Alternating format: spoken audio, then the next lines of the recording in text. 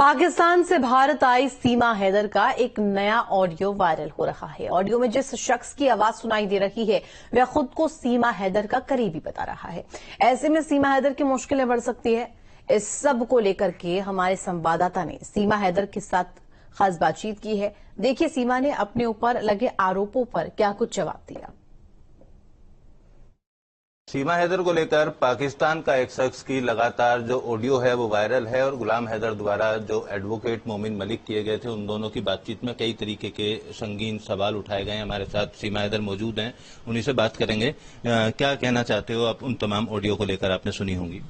सबसे पहले तो मैं सीमा मीणा हूँ, सीमा हैदर नहीं हूँ। मैं किसी हैदर को अब जानती भी नहीं हूँ। वो मेरे लिए एक बुरा अतीत था जो मैं भी बोलना और याद करना नहीं चाहती।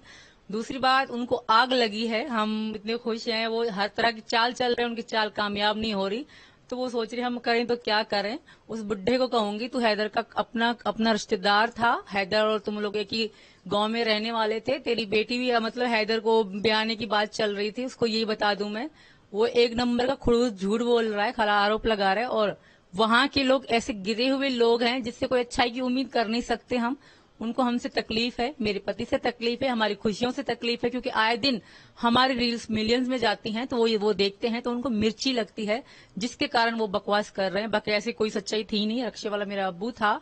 और रही बात, वो पाकिस्तान में वो कुछ भी करेंगे, मुझे उनसे अच्छाई की उम्मीद है। वो कुछ भी बना सकते हैं क्योंकि वो एक रिश्वतखोर देश है, वहां रिश्वत चलती है और ये 4 पैसे देके कुछ भी कर सकते हो। हमें भाई तुम पे टक्का भी विश्वास नहीं और टक्का भी तुम पे भरोसा नहीं, ना मुझको है ना भारत सरकार को होगा, क्योंकि तुम दुश्मन हो, तुम लोग विरोधी हो, तुम लोग लड़ने वाले हो, तुम लोग जहादी हो। तुम्हारी भाषा से भी लग रहा है कि तुम्हारे अंदर मेरे लिए कितनी आग है, कितनी मतलब गुस्सा है तुमको मेरे पे, क्योंकि मैं सनातन धर्म में आई हूँ और मैं यहाँ पे बहुत अच्छे से रह रही हूँ। और हमारी रील्स मिलियन में जो वायरल होती हैं वो देखकर तुम लोगों को मिर्ची लगती है। और औकात मैं उनको बता रही हूँ, पाकिस्तानियों की जो उनकी हकीकी औकात है वो उनको बता रही हूँ। इस वजह से वो बहुत ही आग बबूला हो गए हैं। उनको समझ में नहीं आता हम क्या करें क्या ना करें। जो भी मन में आता है वो बोल देते हैं। उनको इतना बताऊं कि सोच समझ के बोला करो। यहाँ कोई बेवकूफ नहीं रहते, यहाँ सब समझदार रहते हैं। तुम पहले कहाँ गए थे? अब क्यों जागे हो? पूरे 1 साल के बाद तुम्हें याद आई है? पहले तो आ जाते, तुम इतने अच्छे सच्चे थे, तुम्हें पता था मैं ये हूं मैं वो हूं, तो तुम पहले आ जाते। जब एक चाल चली वो कामयाब नहीं हुई, फिर दूसरी चाल चली वो कामयाब नहीं, फिर तीसरी चाल चली कामयाब नहीं हुई, चौथी, फिर अब 5वीं की ये चला रहे हो। तुम लोग साजिशें करते जाओ, हम यूं ही खुश रहेंगे, यूं मुस्कुराते रहेंगे और तुमको जलाते रहेंगे। अच्छा, जो आर्मी में जाने की बात ये बार बार कर रहे हैं, हमारे पास सबूत है। ये भी कहा कि आपके पास कोई कंप्यूटर था। मेरे पास जिंदगी में मैंने कंप्यूटर देखा नहीं, न छुआ है। पूरी लाइफ टाइम में बताऊं, जिंदगी में सिर्फ ये मोबाइल जो एंड्रॉइड है यही चलाए हैं हमने। कभी भी ना कंप्यूटर देखा, ना एलसीडी भी कभी हमने देखी है।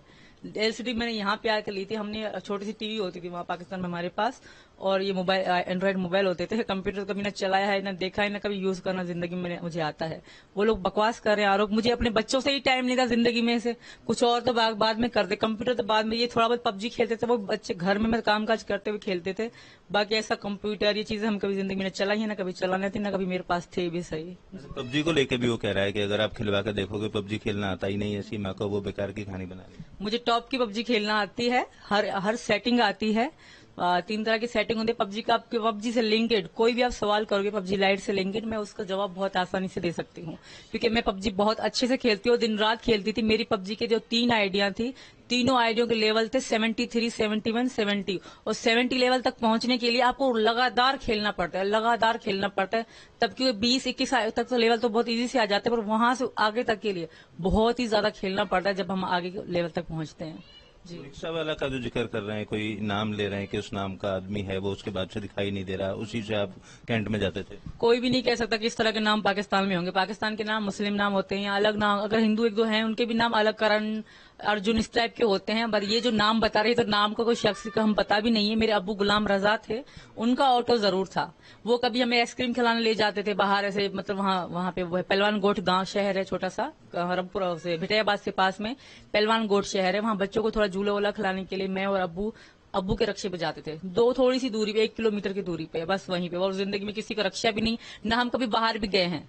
और जो मेरी कुछ फोटो हैं जो मेरी मतलब बाहर निकलने की, वो हैदर के तलाक के बाद मैं 1-2 बार अब्बू के साथ बच्चों को लेके गई थी, वही फोटो हैं। और ये बकवास करते हैं, पता नहीं कैसी ऐसी एडिटिंग करके दिखा, कहते ये तो ये है, ये तो ये है। तुम लोग को शर्म नहीं आती? मैं पाकिस्तान की बेटी तो हूँ, फिर भी इतने गंदे गंदे आरोप लगाते हैं मुझ पे। ये सीमा और सचिन दोनों हमारे साथ मौजूद थे और इन्होंने तमाम पहलुओं पर, तमाम मुद्दों पर अपनी राय रखी और जिस तरीके से लगातार ये ऑडियो वीडियो तमाम चीजें वायरल की जा रही हैं, ये एक पाकिस्तानी लोगों की साजिश करार दिया गया है। वीडियो जर्नलिस्ट जैनेंद्र के साथ Amit Chaudhary, news state, greater Noida.